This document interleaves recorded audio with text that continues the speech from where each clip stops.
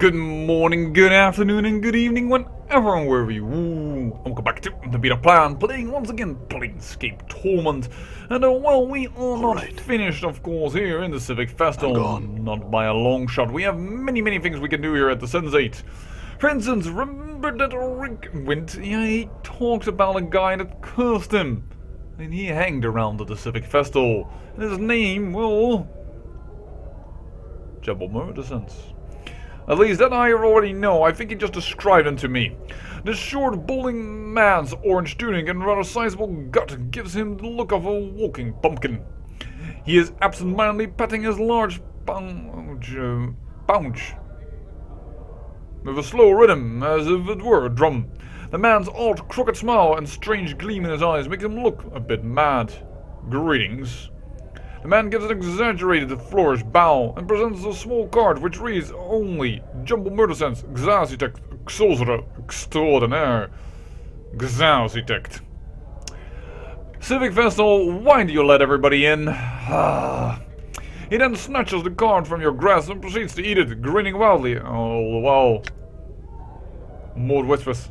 Somewhere in asylum is one barmy short. You're the man who cursed Requint, aren't you? Updated my journal. Jumbo pulls an innocent face and shrugs, as if to say, I don't know. He then covers his mouth with his hands and giggles like a giddy schoolgirl. Would like you to remove his curse. Is there anything I can do about that?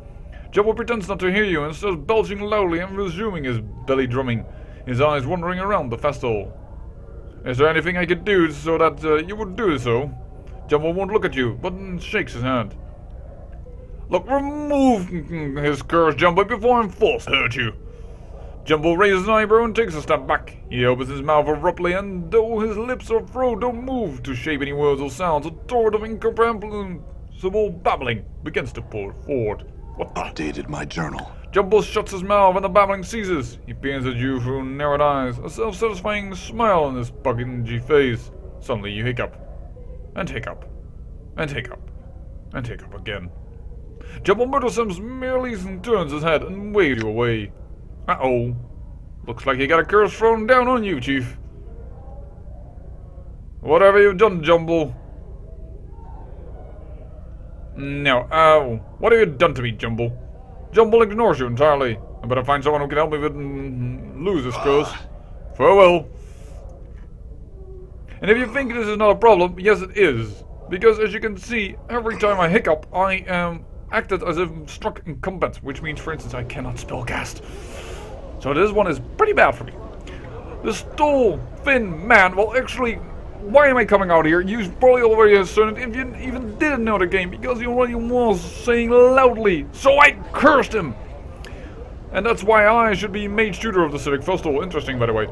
This tall, thin man, dressed in heavy crimson robes, has sharp, pinched features. He bows regularly as you approach him. I, Salabesh, oft called Salabesh the Onyx, future mage tutor of the Civic Festival. You've business with me, I take it? No, just some questions. About what, Not the ward and the like, I hope? Plenty of more common folk could answer such questions. And I just as soon as direct you to one of them. What did you mean by future mage tutor of the festival? Updated my journal. Well, it's a prestigious position to be an official tutor in one of the festival's training chambers. It's my intention to one day take the position of the mage tutor, but the title currently in possession of the Lady Thorncombe.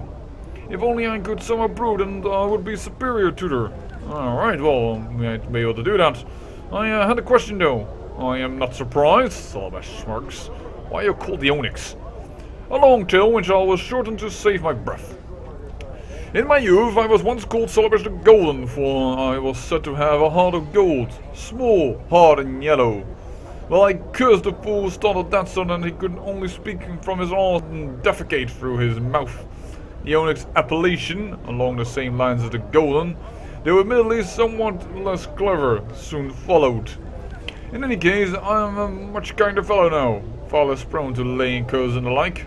I'm not certain if I deserve the name any longer. You cursed him so to do what? Oh yes, you're right. Salabesh sighs happily and chuckles to himself. That sort of thing is why I'm known as the Master of Curses, you know. Master of Curses? Well, perhaps you could... Hiccup? Help me then. Help you? Salabash sneers doubtfully. Before he can respond, he sighs, shaking his head. Well, perhaps I could, but what troubles you then? Jumbo Murder Sense cursed me. Jumbo Murder Sense? Ha! That sputtering moonkelf could never best me. Oh, the battles we used to have, though. Salabash frowns. But I'm past all that now. No longer my sort of thing, you see. I really don't know what I could do for you. After all, it is his curse. Not the sort of you'd find on an item or some such, you know? That you could remove with simple magics. He'll have to remove it, and willingly. Well, you could teach me a curse then, that I could use on him? Well, I normally don't do that. I keep my curse to myself, you know? And besides, even a single curse would take a long while to learn. More time than I care to spend to it. Well, perhaps you're just worried curses aren't good enough to best him anymore. You what? Of all the ridiculous... Now look here, you knuckle-dragging sack of skulls. Salamash the Onyx is the master of curses, and there is no other. Why, I could give you but a single phrase that would render the nincompoop's cursing wholly impotent. Ah, purse your lips and look skeptical. That's it! You've made me do it! Salabash utters a short string of impassable syllables, words of power which you note mentally for later use against Jumbo. There! See what that does to him! And tell me, Salabash the Onyx isn't the master of curses then. Thanks, Salabash, I'll do that. Farewell. Updated my journal.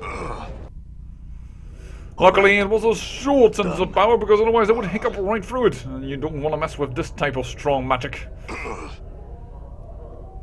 Jumbo frowns at your appearance, biting his thumb in your direction and waving you away.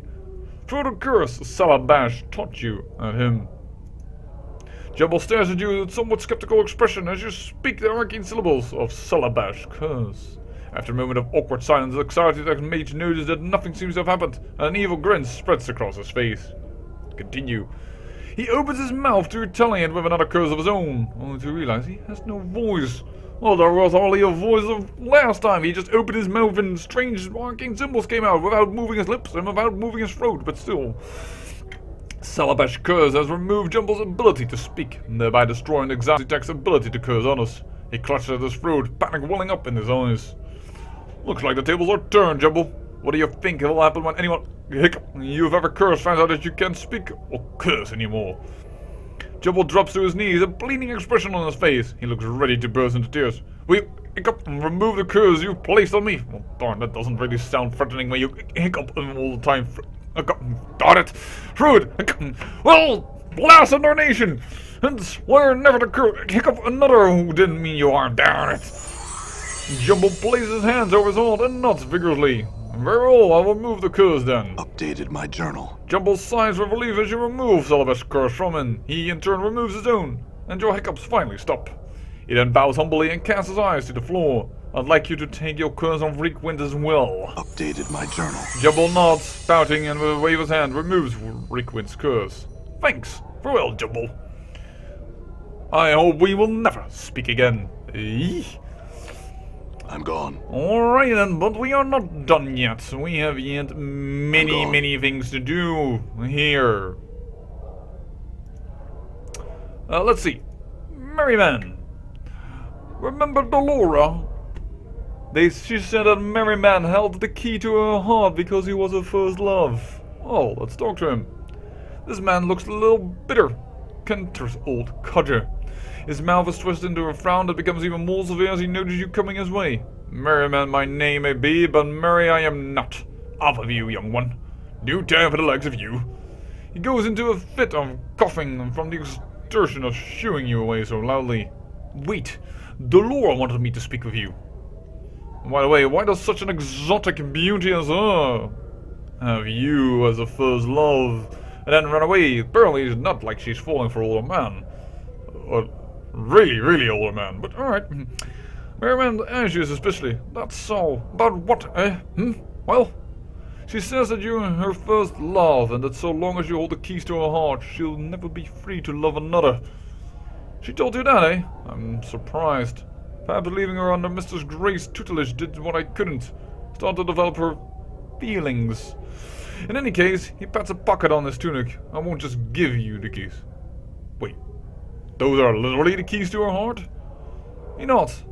That they are. The laws are construct. Okay. Didn't you know that? A creature of sorcery and clockwork mechanics she is. And one of my finest creations. Which may be why the Moodrun are interested in her. Well, there we go. Merriman sighs, but cold without emotion or character. I brought her to the brothel and set her so that she could not leave, in the hope that the constant contact with so many others would begin to develop her own personality. The keys are the tools used to set her. She wants them because she feels that they are limiting her personal growth now, I suspect. Oh, your plan has worked, sir. Then why don't you just return them to her? Merriman scowls, because I've become a cruel and bitter old man who sees he can't get something out of you. Go on then, what do you want to get out of me? I want to forget. I've lived almost 150 years now, and I've seen every century stone I've cared to in this grand hall. I've little time left to live and too weak to go out in search of whole new experiences. So I need to find a way to forget them all. That way I can start again in my final days. So how can I help? Updated my journal. I'll need something, some item, some concoction that will allow me to forget. Like a draught of the river Styx, something like that. Right, I'll return if I find something. Farewell. Well, this is a little bit of an ABCD quest, if you catch my meaning. Delora asked me to go to Merriman. Merriman wants to ask me again to, well, get something else from here. And so I keep on continuing around a lot of stuff. And I know how to get it done, but I don't think I have done C yet. So let's activate number C.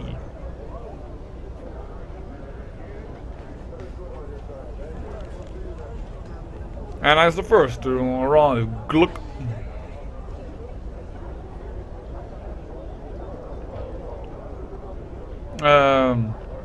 Phew, now that's the bulge stuff. My good man, another drink. Drunken mage. This older man is staring into a stain of ill misery etched into his features. The battered pewter mug is an unusual one, lightly engraved with strange runes and bearded faces, and uncovered with a coat of thin frost. He looks up at you, approaching him. Greetings, sir. You seem slightly tipsy. Well, what's that mark you've got? It is, he looks down at the pewter mug, wonders in a dice game. It's enchanted to keep whatever in it's freezing cold. In my case, cheap ale. He frowns, rubs his eyes, and takes another swig of his drink. Probably crafted by dwarves, aim at the bearded faces. Is something wrong?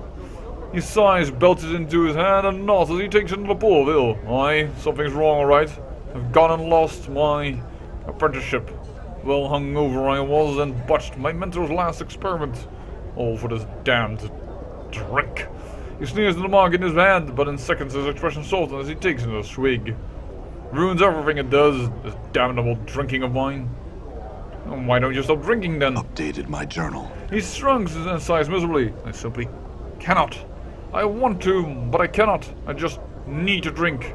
I try and stay away, but desire eventually overcomes me, and I cannot resist. Such a wreck I've become.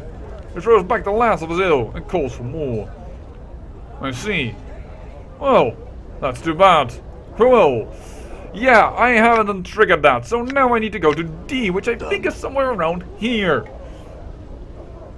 I think. I'm not even really sure anymore. There is, by the way, for anyone who doesn't want to do it this way, there is a quick way to do this. And that is to go into Vreshka's shop, because she has a similar type of mug for sale, because this one is a little bit from back, forth and back. Where is that person? I don't think it's Ilwyn. No, no. Oh, wait, we had to go to the mill. Oh, didn't even realize that. I'm gone. There is somewhere someone. Alright. But I can't remember where that person is right now. Well, that quest is a little bit for later then, I guess. Well, the mill. The woman smiles as she greets you, her beauty no less breathtaking than the first time you saw her. Namel held her breath as the stranger approached her. Had he found Ilwyn? She wondered. Oh, I hadn't even told her yet. I am a god-awful person. How dare I keep such a lovely lady in distress when I already know the answer for a long time? Shame, shame on you, Beta Plan.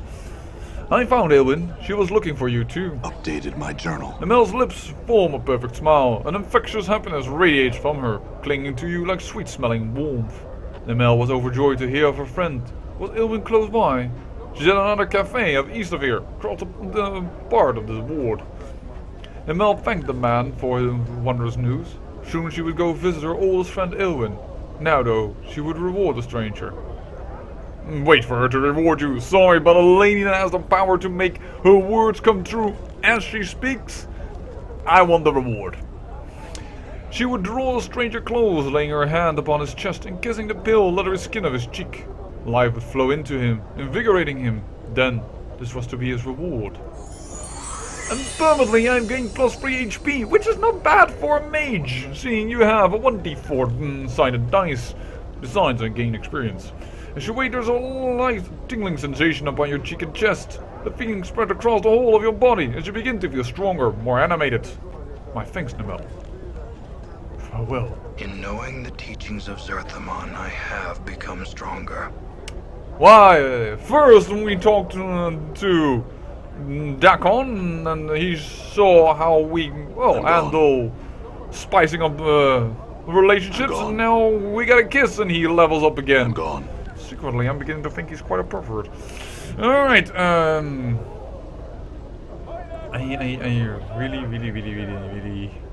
really don't know where that person is again. Alright.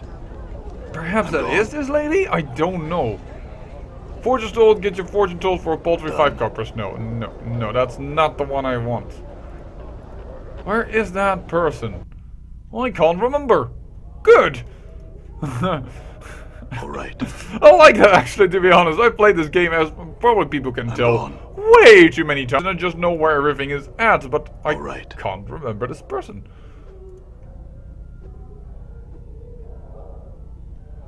I don't think that's the person. I think that's one of the teachers here.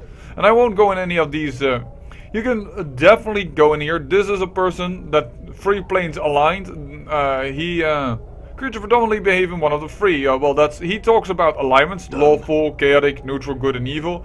That's Advocate, I think, talks about the planes, and I think he talks about Sigil Speak. Just if you didn't catch it yet, then that's where you... Well, that's the way you can get it. I can get the mug the cheap way, but I kind of don't want to get it the cheap way. By just buying it. Alright. Quinsian's back as in position, but, there was also a mage gone, and, but this is not the mage corner, no, this is the thief in training. Let's talk to him. I cannot even reach them. Alright, can't... Is there a person here that has a name? No. Well, let's talk to a person who isn't training. Ah, yes. The person is casually examining the bell-laden practice dummies strewn about the chamber. They look at you as you draw near. What's this place? It's the thieves' training chamber. The dummies over here are for practicing purse cutting and pickpocketing on. Where's the trainer? He's probably one in a war right now. Someone upset him, and he stormed out of the festival swearing like nobody's business. His name is Havelock. Eli Havelock. He's thin, of medium height, with dark hair, swarthy skin, and sharp features. That's all I wish to know. Farewell. I'm gone. Let's first talk and do another mage. Blast it, fizzled again. I'm gone. Oh, we know what this room is. Agent trainings. Let's not bother the ones who are spellcasting, but someone who is actually just talking. Greetings, what is this place? And this is where the aspiring mages come to train and study. Alright, and where's the trainer? My journal. I do not know where Lady Formcorn has gone. I would suggest you try the Sensorians. She spends much of her time there. They lower their voices. Perhaps too much time. The Sensorians? Asked Splinter, just inside the fistful... Sorry, just inside the festival entrance. Fistful? What the heck? Fistful of frags or something? Am I thinking of that game? I haven't even played that game a lot. Like, really, really shortly. But, yeah, I didn't like it that much. I can see the charm of it, but... Well, I'm not a 3D person shooter kind of guy anyway, so, but I don't know why all of a sudden I brought that up, because I haven't played that game or tried that game in months? Anyways, you cannot reach them yourself, but he will take you there. That's all I wish to know. Farewell. Well, let's first talk to Ellie Havelock. Yes, and we can also go in here. We will go to dormitories, don't worry, but we will do so later. Not right now. Not planning any combat in the immediate future. Ellie Havelock, because we'll pass the man. All right. And there he stands. This narrow-eyed, sharp-faced man is scanning his surroundings with a look of vague disinterest, pausing occasionally to look down and pick up his fingernail. Despite being clothed in silk and velvet finery, he managed to look unsavory and more than a little dangerous. Greetings. The man looks your way, his eyes dark slits and like narrow stab wounds beneath his brow. His voice is low and gruff despite his slender build. Back off. Not just yet, so are you Ellie Havelock? He smirks. Yeah, that's me. Could you train me as a thief? His lips curl in disgusted sneer.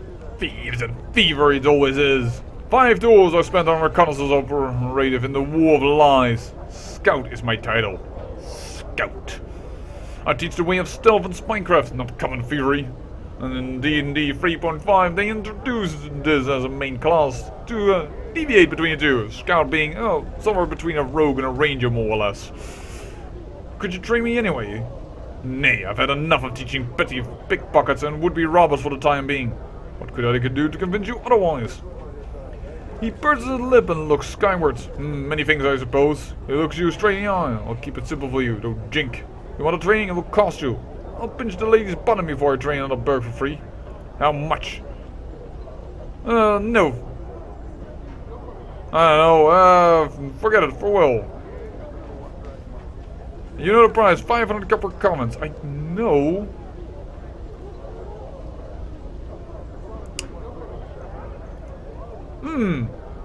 Nobody you can convince him through words, or at least I've done so in the past, but it may be because I had then a ton of charisma and not this time around. That is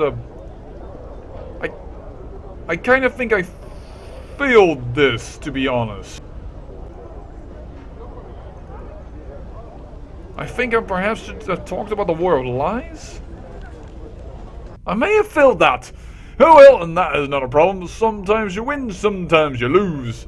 Let's talk to Splinter here, which is a very interesting person. This towering man's golden skin sparkles slightly, almost as if it were metallic.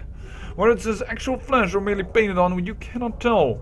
He regards you coolly as you approach, giving a respectful bow as you draw near. Welcome to the Civic Fest Hall, traveler. We are Splinter, doorman to the festival and priest king of Ur. How may we help you? Despite his humble offer of aid, his voice is powerful and commanding. A deep and rumbling sound that resonates through the chamber. How can you help me?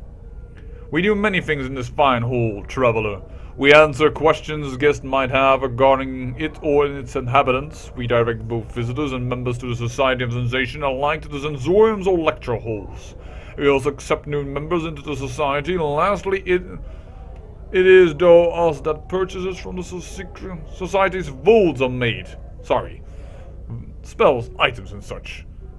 How could I buy from the Sensei's vault? You must be a member.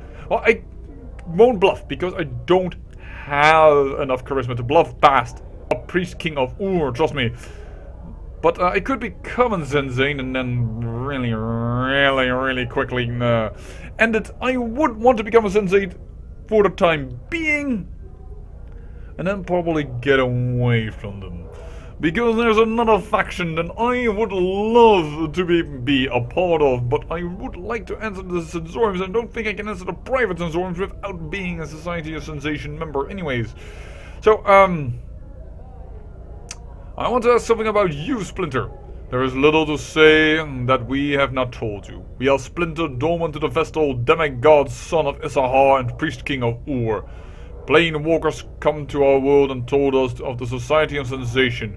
We are fascinated and returned with them. We left Ur in the capable hands of our queen so that we might come to display and experience servitude and humility for a time. As time does not pass here as it does in Ur, the century we have spent here will be as a mere several months in our own world. After another decade or so, we imagine we shall be ready to return to Ur and rule it once more. Well, several months, a lot of things can happen, my man. I would think that if you spent a decade here, I think, well, you've learned enough about humility and servitude. I would hope you would return right now, or at least to your darling wife. I see, I had another question if I may. There's someone I was looking for here. Lady Thorncombe, the mage tutor? Splinter frowns, slightly narrowing his eyes. She's doubtless to be found in one of the sensoriums. Lady Thorncombe has been shirking her duties lately, spending far too much of her time with the sensory stones. You cannot reach that place yourself, but we might take you to one if you would like. Yes, please do so. Done. Time! Got a lot of experience. And Oh, on. not a lot of experience actually, but fun experiences. The next episode, we are going to, well, also talk to Lady Thorncombe, don't get me wrong, but we also will read all the sensory stones, all of them. And they are all little stories about the planes. And there are a lot of them. I know some that are really good and some that are a little bit less interesting. I don't know if I will do all of them, but I will focus on that. So if you don't like a lot of reading, then the next episode might not be for you. A fair warning, I would say. But in the meantime, I say I thank you for watching, and remember, great peril yields great beauty.